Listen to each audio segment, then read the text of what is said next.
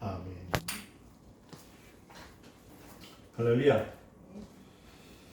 요한복음 15장 1절부터 4절의 말씀은 특별히 여러분들 읽었던 말씀은요 뭐냐면 이런 내용이에요. 하나님과 우리는 하나다. 따라서 하세요. 하나님과 우리는 하나다. 우리가 하나님과의 하나의 결석을 얘기하고 있습니다. 하나님은 자존자이십니다. 자존자 스스로 계신 분. 주님이 가르쳐주신 기도 내용에서 뭐라고 하냐면 하늘에 계신 우리 아버지여 그랬죠. 마태복음 6장 9절 말씀 여러분들 많이 읽으셨고 듣고 고백했던 내용.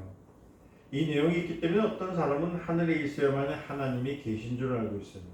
그러니까 자꾸만 사람은 인본주의적인 생각을 통해서 하나님을 자연 속에 예속을 시키려고 해요. 그래서 자연이라면 스스로 자자거든요. 이 스스로 태어났다, 스스로 자랐다 해서 자연인데 그러면 하나님도 그러면 스스로 자랐으니까 하나님도 자연이 아니냐 이렇게 얘기를 해요. 여러분 너무 지나친 학문은 사람들로 하여금 하나님과의 관계를 멀어지게 합니다. 그러나 히브리서 1장 10절의 말씀에 보면은 하나님은 하늘이 있기 전부터 홀로 계신 분이라고 성경은 분명히 말씀하고 계세요. 히브리서 1장 2절에는 하나님은 하늘을 지으신 것도 아들을 위해서 지으신 거예요. 제가 늘 말씀드렸지만은 우리 잘못된 신앙은 뭐냐면 하나님 혼납니다. 어떤 분이 그랬죠. 그 아주 유명하신 분 탤런트 목사님 하시는 말씀이 하나님 그러면 나한테 혼나 이렇게 뭐 했던 참 이름을 망명되이 일컬어도 이만저만이 아닌 분들이 계십니다.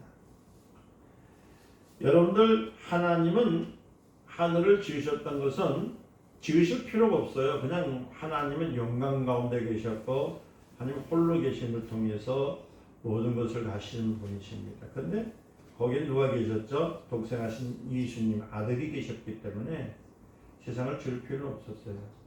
하나님께서 하늘을 만드신 이유는 아들을 위해서 만드신 거예요. 아멘. 이거를 여러분들이 잘 생각하지 못하면은 신앙생활에서 방종이라는 게 나와요. 방종. 그러니까 하나님 말씀을 강대상에서 읊을 때에 자기가 마치 신인 것처럼 조잘되는 분들이 얼마나 많은지 몰라요. 하나님은 아들을 위해서 하늘에 보좌를 두셨습니다. 보좌라는 것은 모든 영광을 받으시는 자리 되지만은 하나님의 그 이름을 높이는 자리입니다. 만약 하나님의 아들이 아버지의 품속에서 나와서 직접 하늘에 들어가셨다면 그도 아버지와 마찬가지로 어떤 분이 되면 자존자가 됩니다. 만일 그렇다면 유일하신 아버지를 하나님을 공경하고자 하는 아들의 뜻을 이룰 수가 없는 거예요. 그래서 여러분 빌립보서 2장 6절에서 8절 말씀 여러분 꼭 기억하셔야 될 말씀이 있어요. 거기에 뭐라고 나오냐면 아들은 아버지와 동등됨을 취하지 않으셨다. 그래서 우리는 교만하면 안 돼요. 하나님 아들도 하나님이시지만은 하나님 아버지와 동등됨을 취하지 않으시는 것. 그는 자신을 죽음으로 맛본 후에 아버지가 살려주시면 살 수 있다고 규정하고 그는 어떤 애냐면 요한복음 11장 25절에 내가 곧 부활이다. 아멘. 따라서 하나님이 살려주셔야 사는 것이다. 요새 뭐 의사들이 뭐 자기가 살려줬다고 하죠. 부활해 시켜줬다고. 부활이란 말은 듣긴 들었는가 봐요. 부활이라는 것은 죽었던 자가 다시 살아나는 것을 말합니다. 따라서 죽음이 없으면 부활도 있을 수가 없습니다. 그럴 때 내가 부활이라 하는 예수님 말씀에는 이런 말씀이에요. 나는 자존자가 아니다. 하나님만이 자존자시다. 얼마나 겸손하세요. 예수님이 이렇게 겸손하신데 우리 왜 이렇게 교만한지. 오직 아버지만이 유일하신 자존자다. 나는 나를 죽은 자 가운데서 다시 살리시는 이가 절대적으로 필요한다 라는 의미가 나는 부활이요 생명이다 했던 말씀 안에 있습니다. 히브리서 5장 7절 말씀은 그는 육체에 계실 때에 자기 죽음에 능히 구원하시기에 심한 통곡과 눈물로 간구와 손을 올렸고 그의 경외하심을 인하여 들으심을 얻었느니라. 아멘. 그 예수님의 통곡은 여러분들 예수님의 통곡은 무슨 힘이 없어서 하는 것처럼 이렇게 들리는데 그게 아니에요. 자기를 낮추는 거예요. 죽기까지 낮추는 거예요. 하나님이 살려주셔야지 내가 사는 것입니다. 하나님께서만이 능력이십니다. 이처럼 자존자는 오직 하나님 아버지 한 분뿐이십니다. 한 분뿐이십니다. 이게 우리 기독교인들이 배워야 해야 되고 닮아가야 할 이 바로 덕목이 이거예요. 겸손. 요한복음 15장 1절에 말씀하시기를 예수님께서 말했어요. 내가 참 포도나무여 내 아버지는 그 농부라. 포도나무는 농부가 살려줘야만 살 수 있는 존재입니다. 그렇죠? 농부가 없으면 포도나무는 자랄 수가 없어요. 농부가 포도나무를 가꾸는 것은 포도 열매를 얻어야 하는 농부 자신을 위해서입니다. 그렇기 때문에 농부는 포도나무에게 거짓말을 할 수 있을까요? 없을까요? 없어요. 절대 할 수 없습니다. 만약 농부가 포도나무를 기만하면요, 그 해는 모두 농부 자신에게 돌아옵니다. 포도송이를 얻지 못하기 때문에 수확을 얻지 못하기 때문에 가난해질 수밖에 없는 거예요. 그래서 농부는 이 포도나무를 위해서 마음과 뜻과 정성을 다해서 힘을 다 쏟아주는 거예요. 참 중요한 겁니다. 여러분들은 그냥 내가 예수를 믿고 내가 하나님 안다고 생각하는데요.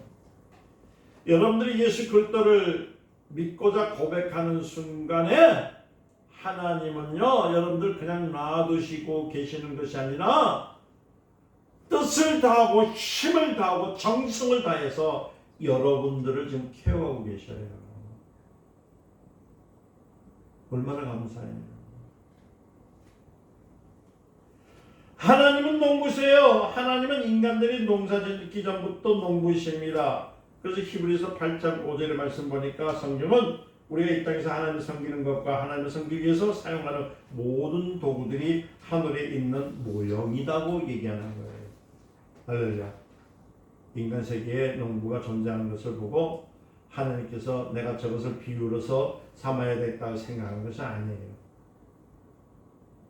하늘 창조가 되기 전에 하나님은 자기가 하실 농사에 대해서 이미 아셨던 겁니다.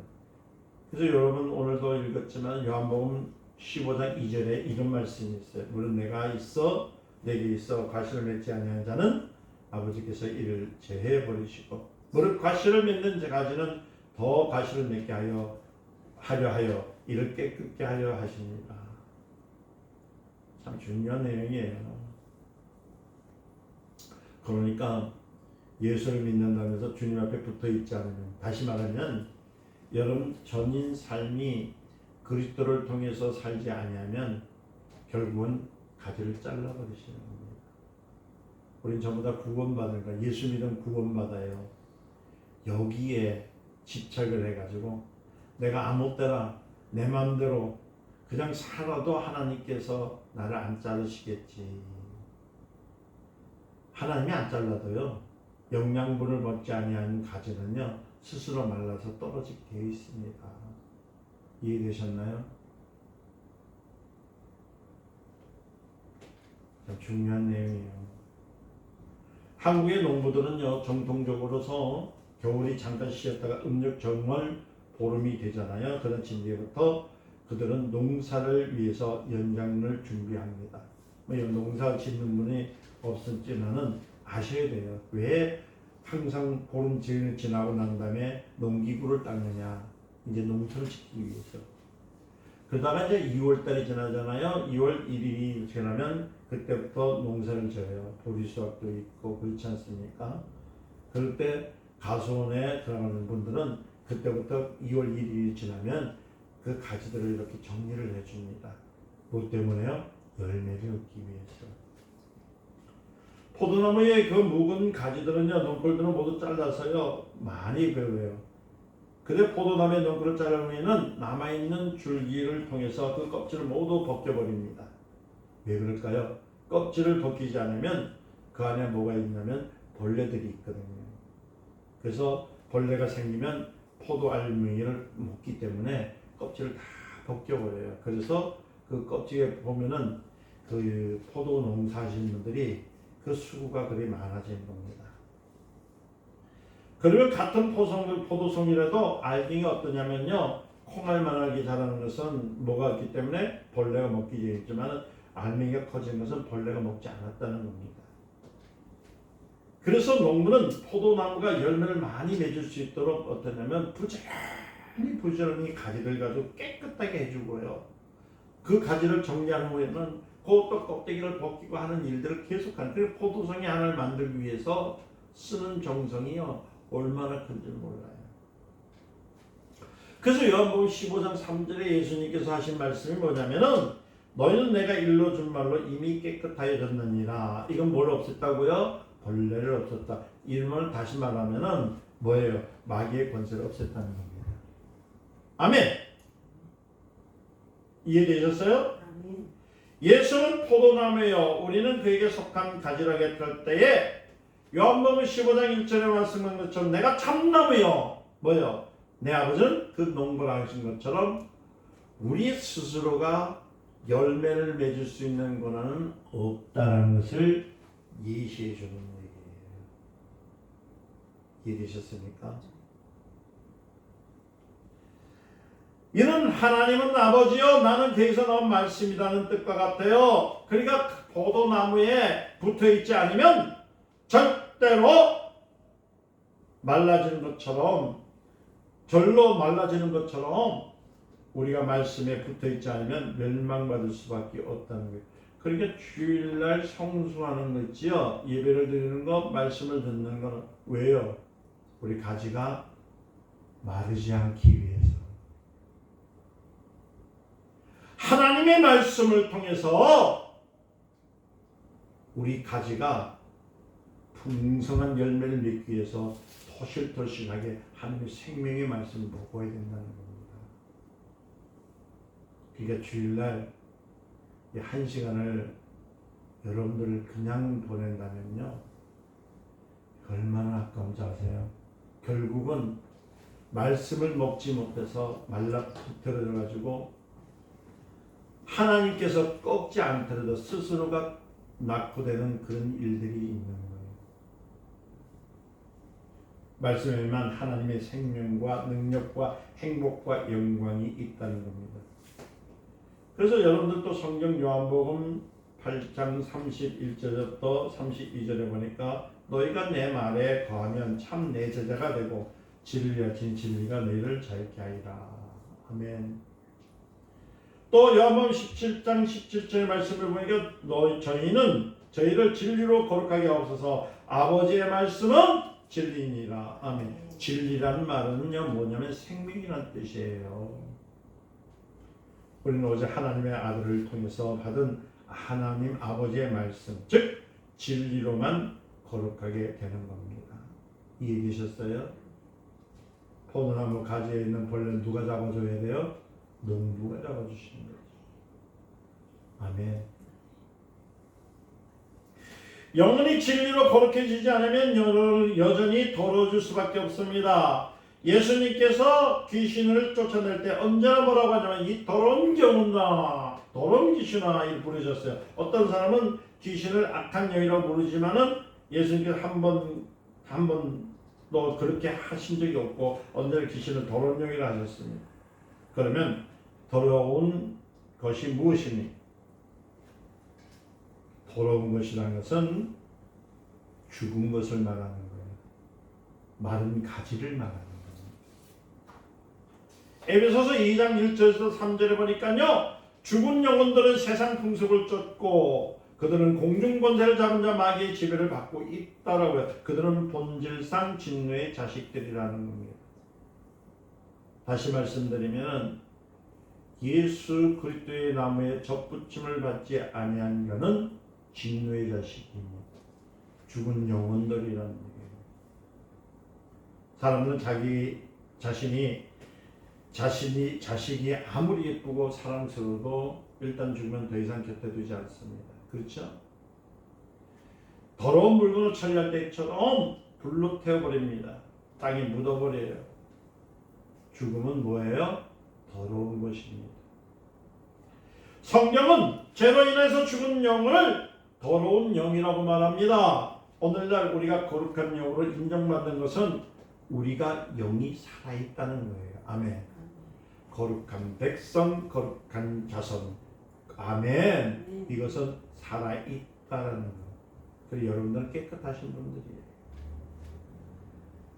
노아 당시에 홍수가 일어났을 때에 땅의 인류는 모두 시체였습니다. 그때 살아남은 사람은 방주에 들어있던 노아의 가족들 뿐이었어요. 그러면 노아와 그 가족들이 살 수 있던 이유는 무엇이었습니까? 다른 것이 아니라 성경은 노아가 의인이며 하나님께 은혜를 입은 자라고 했잖아요. 그죠? 창세기 6장 8절에서 9절에 보니까 이처럼 하나님의 의와 불의를 구분하셨다는 거예요. 하나님의 의가 뭐냐면요, 하나님은 알파와 오메가십니다. 처음이요 나중이시라고 계시록 1장 8절에서 또 17절에 얘기했잖아요. 마치 여러분들 보면 활을 쏠 때 관역이 있잖아요. 관역 그렇잖아요. 그 관역을 낼 때 힘을 주고 싹 쏘잖아요. 근데 이 관역으로 향했던 화살이 중간에 똑 떨어지는 걸 가지고 죄라고 하는 거예요. 그 하마르티아라고 해요. 근데 이것이 끝까지 쫙 관역을 통해서 딱 들어갔을 때가 하나님의 의를 이루었다고 얘기하는 겁니다. 거기에 뭐 10절 맡았느냐 5점을 맡았냐 1절 맡았냐가 아니에요. 관역을 맞췄다는 뜻이에요. 사람들은 보통 도덕죄를 같은 것이 윤리에 어긋나는 행실을 죄라고 말하지만은 죄라는 것은 나무에 달린 하나의 잎사귀에 불과하다는 사실을 여러분들 알고 있어야 됩니다. 그래서 헬라어로서 이 죄라는 말은 본래 화살이 비쳐나갔다 하마르티아라는 말을 써요. 신앙생활에 있어서 의란 믿음을 끝까지 힘을 다해서 화살을 땡기는 것처럼 힘을 땡겨서 끝까지 하나님의 의를 향해서 활을 놓는 것을 신앙생활이라고 해요. 중간에 떨어지면 안 돼요. 중간에 떨어지는 것을 죄라고 합니다. 그래서 마태복음 24장 13절에 예수님께서 끝까지 견디는 자가 구원을 얻을 것이다. 끝까지 견디는 것. 요새같이 참 신앙생활 참 혼돈의 생활에 이 혼돈의 시대에서 신앙생활하기 너무 힘드시죠 여러분들. 얼마나 말씀이 홍수가 막 이루어졌는데 여기도 이 말씀 저기 좀 말씀 조금 텔레비에서 잘생긴 분이 나와가지고 그냥 하면은 유명한 분, 좀 우스갯소리하면 아주 훌륭한 분, 조금 나아가 사람들이 목사님 위대한 분. 아니 들어보면은 미선때 보니까 이 목사님 이 말을 하고 저 목사님 저 말하고 저 사람은 저 사람이고 전부 다 자기가 깨달은 말을 갖다가 막 하네요. 물론 다 훌륭하신 분 맞습니다. 그런데 하나님의 말씀에서는 자기 생각, 자기의 뜻, 자기가 갖고 있는 개념을 증거하는 것을 가지고 하나님 복음이라고 하지 않습니다. 하나님의 복음은 하나님의 말씀, 하나님의 뜻, 하나님의 생각을 전해지고 들었을 때 복음이라고 하는 거예요. 그럴 때 영생이 있다고 합니다. 그러니까 여러분들이 지금 들을 때에 하나님 말씀을 끝까지 듣는데 여기서 이 말 듣고 저기서 저 말 한다고 여기 갔다 저기 갔다 이렇게 하면은 견디지 못해요. 무엇을 먹기 때문에 생명을 먹지 못했기 때문에 그래서 열매를 맺지 못해요. 성령의 9가지 열매라죠. 아주 뭐 성령의 9가지 열매 자기가 맺는다네. 성령께서 함께 하셔야지만 열매를 맺는 거거든요. 내가 하는 게 아니에요. 열매는 내가 누구한테 예수라는 나무에 다 붙어 있을 때. 딱 붙어 있어서 그가 주시는 하나님의 생명의 말씀을 먹었을 때에 가지가 열매를 맺게 되는 거야. 옛날에 활을 쏘는 사람 어떤 사람이 있었냐면 그 사람들은 활 쏘는 일을 우리 조상들은 제일 중요시했습니다. 그래서 대한민국 사람들이 지금도 양궁하면 1등이죠. 그래서 우리 한국 사람들이 똑똑하잖아요. 어떤 사람들은 젓가락질 잘해서 그렇다고 하고 물론 그래요. 그런데 젓가락질도 하나의 집중력이 있어야 되거든요. 근데 활을 쏘는 연습을 가르쳤거든요. 우리 조상들은 이렇게 아주 예민하게 집중력에 대해서 아주 잘 가르쳐 주었습니다. 그래서 이 활을 쏠 때 어떻게 쏘냐면요. 그 관역을 보는데 어떻게 보면 보는 것처럼 새의 눈을 볼 때 관역처럼 보았대요. 보일 때까지 당겨가지고 맞추려고 하는 것이 아니라 그 새의 눈이 관역같이 되어졌을 때 탁 나가지고 맞췄대요. 그리고 오늘날 우리 양궁 선수들이 이기는 것도요. 뭐 하냐면 당겨가지고 그 관역이 얼마만큼 지체만큼 커질 때까지 연습하는 거. 매일 그거 보는 거. 그게 집중력이라고.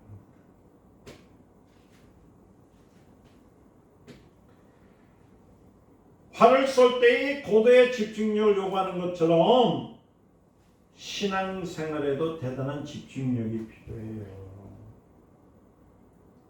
왜 여기 이 말씀, 저기 가서 저 말씀, 저 생각 다 가지고 그거 가지고 이게 맞습니까? 저게 맞습니까? 이렇게 살고 계시니 참 답답한 겁니다. 천재와 배체의 차이는요, 다른 게 아닙니다. 집중력의 차이입니다. 태어날 때부터 공부를 잘하는 사람이 따로 있는 것이 아니라 집중력을 잘하는 사람, 그 사람이 공부를 잘하는 거예요. 성경은 분명히 하나님을 알라요. 집중하라는 뜻입니다. 힘써 하나님을 알라. 이건 뭐예요? 끝까지 하나님을 알라. 하나님을 가까이 하라. 그러면 마귀를 대적하라. 이것은 뭐냐면은 집중력을 요구하는 겁니다. 신앙생활은 그냥 흐리멍텅해서 하는 것이 아니라 오직 예수 아멘. 오직 예수 아멘. 천국에 대하여서 하나님에 대해서 집중을 하는 것. 오늘 많은 사람들은 신앙생활에 집중력 없기 때문에 쉽게 시험에 들고 타락을 하는 사람들이 있다는 거예요. 그냥 교회 와서 1시간 앉았다가 아이고 이제 시간이 됐네, 밥때가 됐네, 이렇게 돼버리면 아이고 우스갯소리 하니까 은혜 되네 이러면 집중력이 떨어졌기 때문에 생명이 없는 거예요. 이런 관역을 향해서 활을 쏘는 끈을 쏘기는 하지만은 집중력이 없어서 관역을 명중시키지 못해 떨어지는 겁니다. 이처럼 집중력이 없는 걸 가지고 뭐라냐면 불의라고 해요. 따라서 집중력이 없는 것은 불의다. 불의야 불의. 하나님의 뜻을 어긋나게 하는 겁니다. 불의한 자의 화살은 중간에 떨어질 수밖에 없어요. 반대로 의인의 화살은 끝까지 날아가서 관역을 팍 맞추는 거예요. 하나님 뜻대로 사는 거예요. 아멘. 그래서 옛날에 그랬잖아요. 주님 뜻대로 살기로 했네. 주님 뜻대로 살기로 했네. 주님 뜻대로 살기로 했네. 뒤돌아보지 않겠네. 집중. 누가 향하여? 하나님의 말씀을 향하여, 하나님을 향하여 집중하는 사람이 신앙생활을 한다는 거예요. 하나님께서 사울을 버리신 이유가 뭔지 아십니까?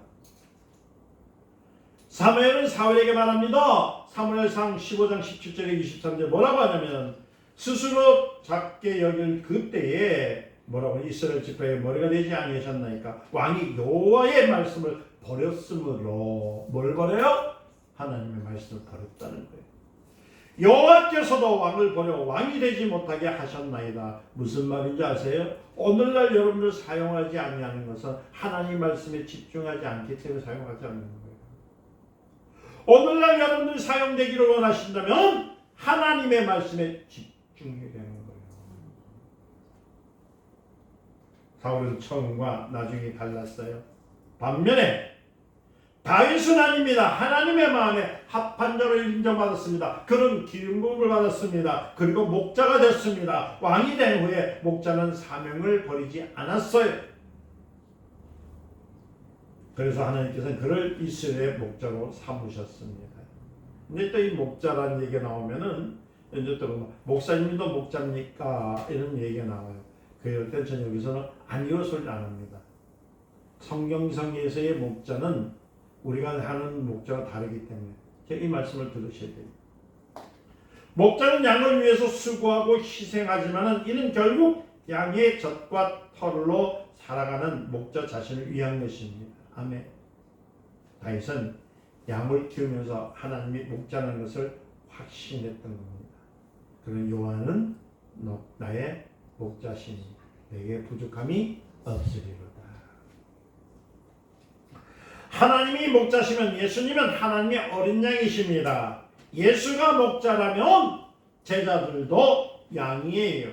제자들이 목자면 교회도 양입니다. 교회가 목자라면 목자이신 초신자는 양입니다. 이해되셨습니까? 이 말은 우리가 생각하는 것들의 딜레마가 다릅니다. 여러분들이 그러면 그 목자들이 다 그러면 목사들 다 목자네 이렇게 나올 수 있습니다. 이 말의 뜻은 그것이 아니라 무엇이냐면 헌신을 말하고 있어요. 아멘. 우리 하나님께서 농부이신 것처럼 농부는 뭐 했다고요? 그 가지를 잘라주고 그 가지 껍데기 안에 있는 벌레를 잡아주는 수가 있는 것처럼 강대상에서 지금 외치고 있는 이 목사도 목자란 이유라는 것을 때 예수님이 하시는 그런 목자가 아니라 뭘 하는 거예요? 성도들이 붙어있는 벌레가 있는 것을 띄워주고 말라있는 가지는 끊어주고 아멘. 우리 아버지 하나님께서 하신 것처럼 생명을 위해서 예수 그리스도의 말씀을 공급하는 그런 행위를 하는 자를 목자라고 하는 거예요. 이해되셨어요?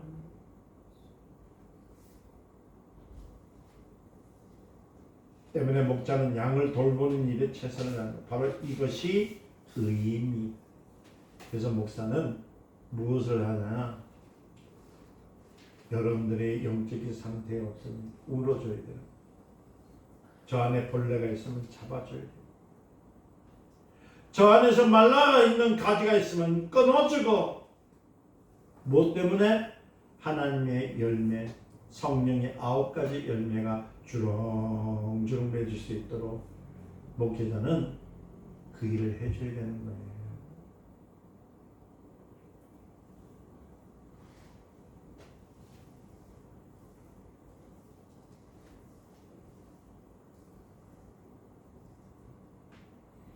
아버지는 농부십니다. 아버지는 포도나무에 대한 큰 기대를 가졌어요. 포도나무가 열매를 많이 맺게 하려고 아버지는 가지를 깨끗하게 하시는 거예요.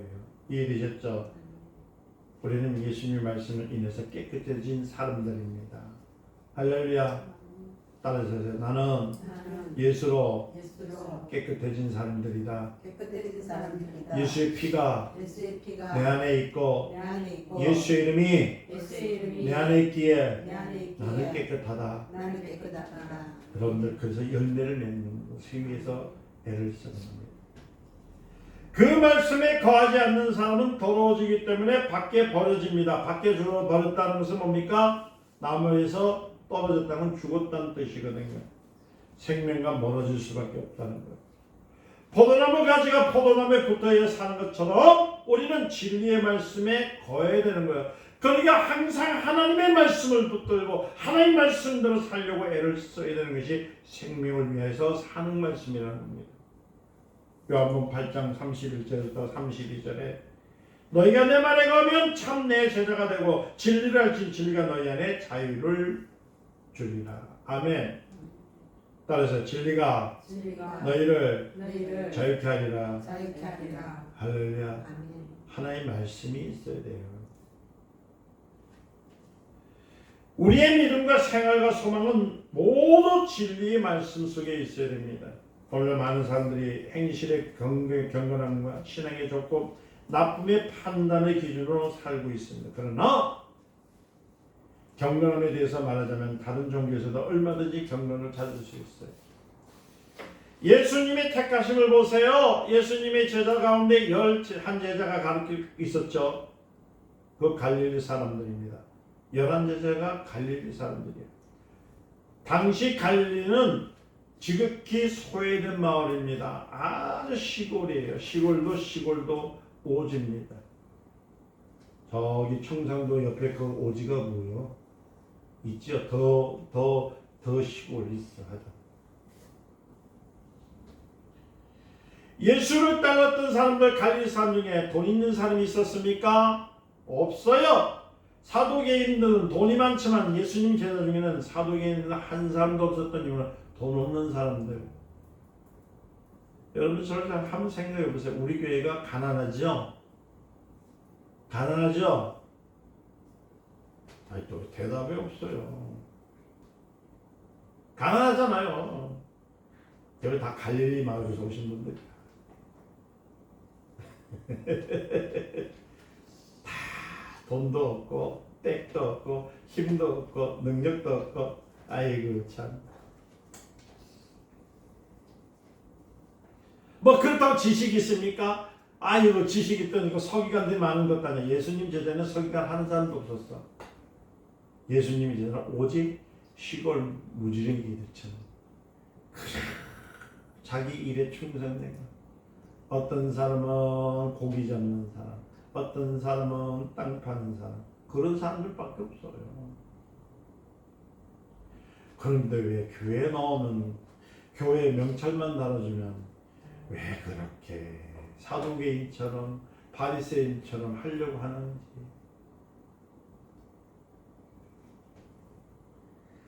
주님은 그들을 택하신 이유가 뭡니까? 다른 것이 아니에요. 바로 고린도전서 1장 26절 형제들아 너희를 부르신 것을 보라. 육체에 따라 지혜 있는 자가 많지 아니하며 능한 자도 많지 않으며 문벌 좋은 자가 많지 아니하니라.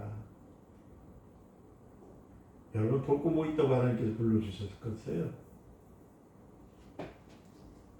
예수님은 제자들에게 부르시고 강조 내용이 뭐냐면요. 다른 것이 아니에요. 그들에게 말하기를 아주 간단해요. 너희는 내 살을 먹어라. 내 피를 마셔라. 아멘.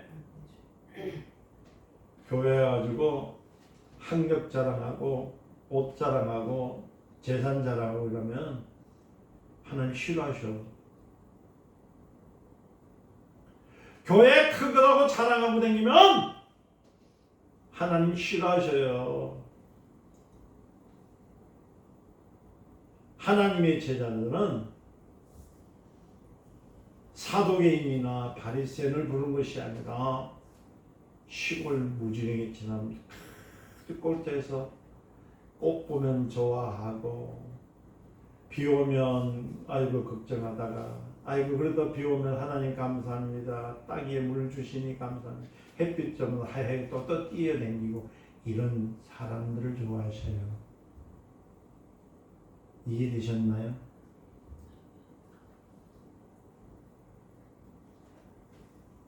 교회 나오세요. 그러니까 명성교회는 작아서 안 옵니다. 왜? 저기는 가면 또 화려한 옷도 입은 사람이 있거든. 어느 교회 가니까 부산 시장도 온대. 거기는 국회의원들도 온대. 우리 교회가 얼마나 하나님의 은혜 가운데 커진지 아십니까? 은혜를 아무데나 붙이네. 부산시장님께서 우리 교회에 나오시니까 여러분들 나오시. 그 사람이 부산시장이지 내가 부산시장이요? 참 욕 한번 할까요? 또 이러면 또 욕 먹잖아요. 근데 욕 말고 욕짓거리를 한번 할게요. 제가 연명한다. 해도 돼.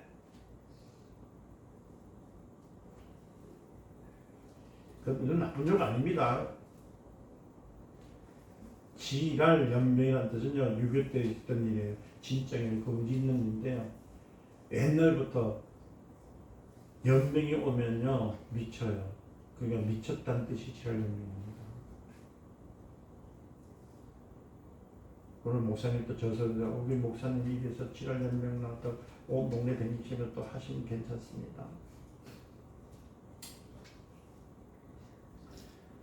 예수님이 제자를 부르신 것은 다른 것이 아니에요. 내 살을 먹어라, 내 피를 마셔라.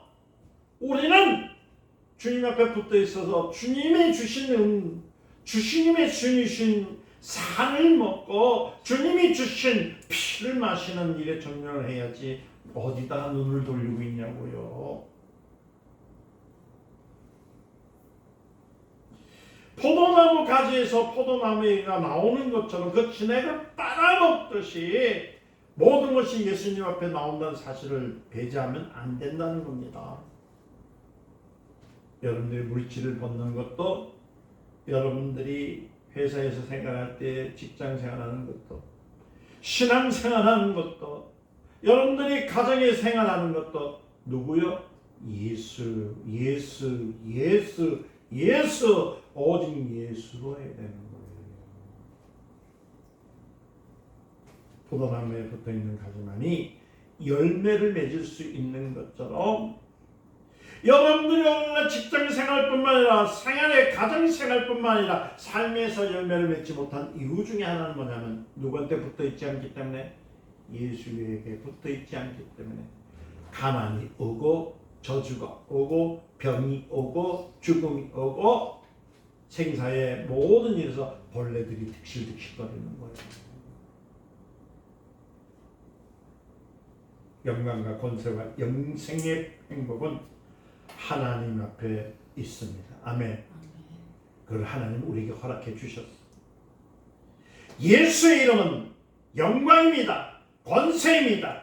영생입니다. 행복입니다. 아멘. 생명이란 말이에요. 예수 이름이 뭐라고요? 예수 이름은 영광입니다. 그 다음 뭐예요? 권세이잖아요.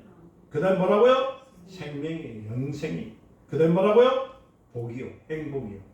그래서 예수 이름을 많이 사용하시기를 예수님 축원드립니다. 예수 이름을 무한대로 사용하시기를 축원드립니다. 힘들다고 어렵다고 괴롭다고 여러분들 하나님께 원망하지 마시고, 나에게 예수 이름이 있다. 시작. 나에게 예수 이름이 있다. 난 예수 그리스도의 이름을 사용한다. 그것이 바로 내 살을 먹으라, 내 피를 마시라. 이것이 은혜예요. 하나님께서 우리에게 요구하신 것은 그것들은 돈으로 내고 사는 것이 아니라 누구 안에 있을 때? 예수 안에 있을 때. 예수 안에 거하는 자가 영광도 있고 권세도 있고 영생도 있고 복을 얻을 수 있다는 사실. 예수 이름은 우리에게 주신 축복입니다. 우리의 신앙생활은 종교생활이 아니에요. 종교인들은 소망을 이 땅에 있지만 우리의 목적은 영생에 있습니다. 아멘. 영생을 얻는 길은 오직 뭐밖에 없어요? 하나님의 은혜. 아멘. 그리스도에게 속한 것. 아멘. 이것이 바로 은혜입니다. 그래서 요한복음 15장 13절 다 같이 시작. 너희는 내가 일러준 말로 이미 깨끗하여졌느니라. 아멘. 할렐루야. 할렐루야. 한 번 더 강조하고 마칩니다. 여러분들 힘든 일이 왔을 때 나는 깨끗해졌다. 시작. 나는 깨끗해졌다. 이건 하나님의 도우시니까. 예수 이름으로 떠나가라. 시작. 예수 이름으로 떠나가라. 그래서 제가 그랬잖아요. 주시옵소가 아니라 취하는 것이다. 이 말씀대로 진리만이 우리를 영혼을 깨끗하게 할 수 있습니다. 다시 말씀드립니다. 여러분들이 놓여 있는 여러 가지 일들, 혹이 가난에 있습니까? 빚에 있습니까? 혹이 여러분들 부부관계에 문제가 있습니까? 아니면 여러분 사람들과의 문제가 있습니까? 그럴 때 여러분들 문제 있다고 고민하지 마시고 누구의 이름요? 예수 이름이요. 그 문제들은 다 뭐냐면 더러운 벌레들입니다. 무슨 뭐? 더러운 벌레. 그러니까 여러분들 몸에 벌레가 있으면 금지럽죠? 쫓아내요. 나는 깨끗하다. 시작. 나는 깨끗하다. 내 몸에서 떠나가라. 내 몸에서 떠나가라. 아멘. 아멘. 다시 말해서 오직 진리만이 우리 영혼을 살립니다. 따라서 내 영혼아 내 영혼아 예수 안에 가자. 예수 안에 가자. 다시 한 번 더 내 영혼아 내 영혼아 예수 안에 가자. 예수 안에 가자. 한 번 더 합니다. 내 영혼아 내 영혼아 예수 안에 예수 가자. 안에 가자. 기도하겠습니다. 사랑합니다. 아버지 감사합니다. 우리에게 말씀으로 축복해 주사니 이 말씀을 잊지 않게 하옵소서. 예수님의 이름으로 기도드립니다. 아멘.